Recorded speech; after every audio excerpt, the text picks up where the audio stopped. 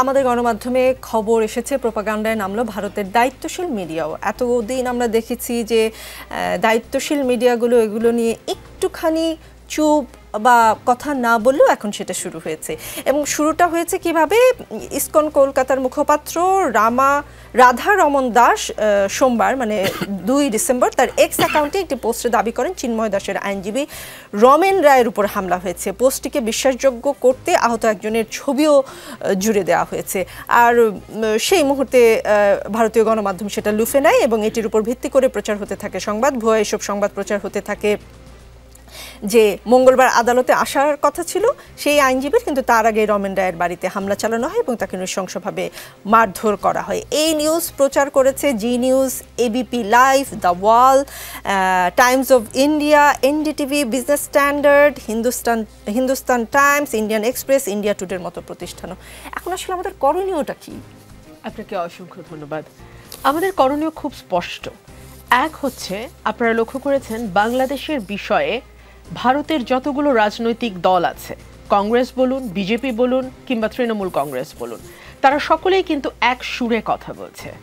2 হচ্ছে, বাংলাদেশের বিষয়ে যখন শেখ হাসিনা বাংলাদেশ থেকে পালিয়ে ভারতে চলে গেলেন তখনও কিন্তু আমরা সকল রাজনৈতিক দলকে তার বিষয়ে একমতে আসতে দেখেছিলাম এবং সকলেই এক বাক্যে বলেছিলেন ভারতের এত ঘনিষ্ঠ বন্ধু মতান্তরে কর্মচারীকে যদি এই বিপদের দিনে আশ্রয় না দেয়া হয় তাহলে আসলে ভবিষ্যতে কেউ যদি ভারতের এরকম বন্ধু হতে চায় হয়তো সে এরকম বন্ধু হবে না। সো এই যে রাষ্ট্রের স্বার্থ, সেই স্বার্থটা কতটুকু সত্যের উপর নির্ভর করে দাঁড়িয়ে আছে সেটা ভিন্ন আলাপ, সেখানে আমি আসব। কিন্তু আপাত দৃষ্টিতে রাষ্ট্রের যেই স্বার্থ, ভারত রাষ্ট্রের যে স্বার্থ, সেই স্বার্থে কিন্তু দলগুলো একমত হয়েছে। বাংলাদেশে কিন্তু এখন দুর্যোগের ঘনঘটা। কেউ যদি মনে করে থাকেন 5ই আগস্টের পরে বাংলাদেশ মুক্ত হয়েছে এবং আমরা খুব সহজ একটি সময়ে প্রবেশ করেছি, তাহলে নিশ্চয়ই আমরা ভুল করব। 5ই আগস্টের পরে পরিস্থিতি আরও অনেক বেশি ঘোলাটে হয়েছে, নানান কারণে হয়েছে। অনেক ভেস্টেড কোয়ার্টাররা ঘোলা পানিতে মাছ শিকারের চেষ্টা করছে, জাতীয় এবং আন্তর্জাতিক ষড়যন্ত্র আছে এবং রাজনীতি থেকে রাজনীতিবিদদের দূরে সরাবার একটি গুঞ্জনও শোনা যাচ্ছে। সো এই সকল কিছুর বিবেচনায় বাংলাদেশের রাজনৈতিক যত দল আছে সকলকেই এক প্ল্যাটফর্মে আসতে হবে। দেশের সার্বভৌমত্বের প্রশ্নে, দেশের উন্নয়নের প্রশ্নে এবং দেশের গণতন্ত্রের প্রশ্নে বিদেশি যেই চক্রান্তগুলো চলছে সেটাকে রুখে দিতে হলে এক প্ল্যাটফর্মে আসতে হবে, ঐক্যমতে আসতে হবে। 2 হচ্ছে, বাংলাদেশের পলিটিক্যাল পার্টিগুলোকে বুঝতে হবে এটি কিন্তু এখন আর বাংলাদেশের অভ্যন্তরীণ বিষয় নয়। অনেকেই এটাকে মিস ইনফরমেশন বলছেন, আমি এটাকে ডিসইনফরমেশন বলি। কারণ ওরা বুঝে শুনে ঠান্ডা মাথায়, আপনি দেখবেন ওরা বলছে এক কথা, ছবি বা পাশে ভিডিও দেখাচ্ছে অন্য আরেকটি ঘটনার। 5ই আগস্টের আগে 1.5 মাস বাংলাদেশে যেই একটা ভয়াবহ নৃশংসতা চালানো হয়েছিল সেটার ভিডিও অন করে দিয়ে কথা বলছে তারা ভিন্নভাবে। এই যে আপনি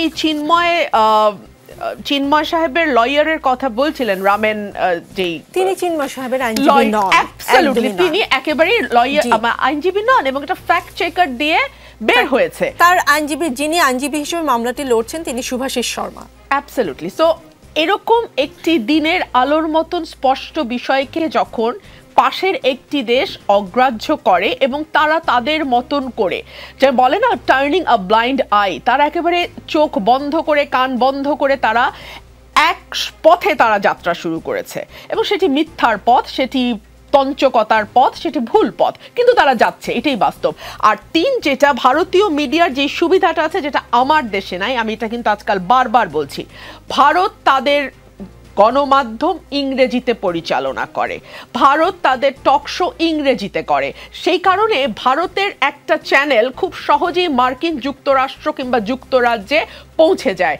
আমাদের কিন্তু দেশে সেই সুবিধাটা নেই এবং বাংলাদেশ যে কত দিকে কতভাবে পিছিয়ে আছে, উন্নয়ন মানে যে কেবল ফ্লাইওভার মেট্রো রেল নয়, এটা কিন্তু এই যে দুর্যোগ যখন আসে না তখন আমরা হাড়ে হাড়ে টের পাই। যখন পাশের দেশ থেকে আমাদের সিইও হায়ার করে আনতে হয় জাস্ট বিকজ তাদের কমিউনিকেশন স্কিল অনেক ভালো, জাস্ট বিকজ তারা ইংরেজিতে অনেক খুব ভালোভাবে কথা বলতে পারে, আমার দেশের একটা শিক্ষিত MA পাস ছেলে সেই চাকরিটা পায় না, বিকজ তার সেই দক্ষতা নাই। এবং এই দক্ষতা না থাকা যে বছরের পর বছর আমাদের শিক্ষা ব্যবস্থা, সেটা ভিন্ন আলোচনা। তো যাই হোক, যেটা আমি বলছিলাম যে বাংলাদেশ আসলে নানান রকম ক্রাইসিসে আছে এবং জাতীয় ঐক্য ছাড়া এই ক্রাইসিস থেকে উত্তরণের এই মুহূর্তে কোনো পথ আছে বলে আমি মনে করি না। এবং আমি সরকারকে অনুরোধ করব, এই সরকার নানাভাবে কিন্তু আমাদের গর্বিত করেছে, এটুকু না বললেই নয় যে একটা সময়, সেটা খুব বেশি দিন আগের কথাও নয়, 4-5 মাস আগেই আমাদের সীমান্তে পাখির মতো মানুষ মারা হতো, আমরা মাথা নিচু করে লাশটা নিয়ে আসতাম। এটা খুব বেশি দিন আগের কথা নয় যে তিস্তার পানি নিয়ে আমার সরকার একটা শব্দ উচ্চারণ করে নাই, ফেনী নদীর পানি দিয়ে এসছে। এটা খুব বেশি দিন আগের কথা না যে ট্রান্সশিপমেন্টের নামে সড়ক, রেল এবং নৌপথে আমরা ভারতকে অবাধে যাতায়াতের সুযোগ করে দিয়েছি।